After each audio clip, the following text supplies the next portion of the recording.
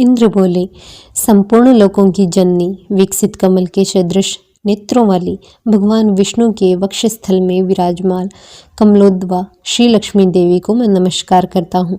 कमल ही जिनका निवास स्थान है, कमल ही जिनके कर कमलों में सुशोभित है और कमल दल के समान जिनके नेत्र हैं, उन कमल मुखी कमलानाथ प्रिया श्री कमला देवी की मैं वंदना करता हूँ। हे देवी, तुम सिद्धि हो, स्वधा हो, स्वाहा हो, सुधा हो और त्रिलोकी को पवित्र करने वाली हो।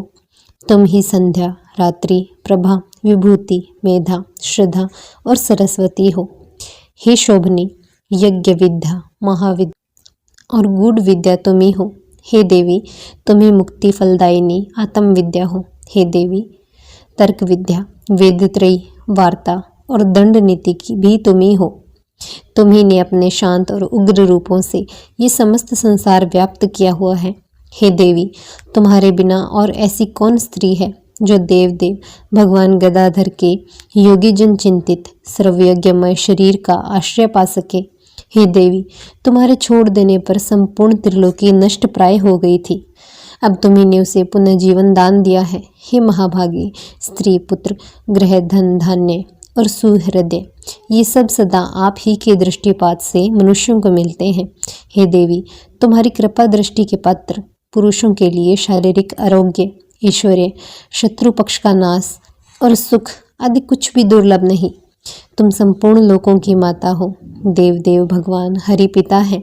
हे माता, तुमसे और श्री विष्णु भगवान से ये सकल चराचर जगत व्याप्त है। हे सर्वपावनी, हमारे कोश, गोष्ठ, ग्रह, भोग सामग्री, शरीर, स्त्री आदि को आप कभी न त्यागें, अर्थात इनमें भरपूर रहे। ऐ विष्णु वक्ष स्थल निवासिनी, हमारे पुत्र, सुहृदय, पशु और भूषण आदि को आप कभी न छोड़ें। हे अमले, जिन मनुष्यों को तुम छोड़ देती हो, उन्हें सत्व, सत्य, शौच और शील आदि गुण भी शीघ्र त्याग देते हैं, और तुम्हारी कृपा दृष्टि होने पर तो गुणहीन पुरुष भी शीघ्र ही शील आदि संपूर्ण गुण और कुलीनता और ऐश्वर्य आदि से संपन्न हो जाते हैं।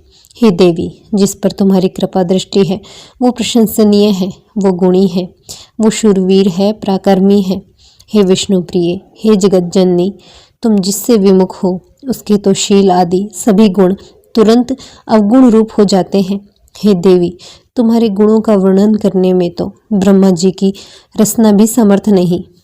अतः हे कमल नयने, अब मुझ पर प्रसन्न हो और मुझे कभी न छोड़ो।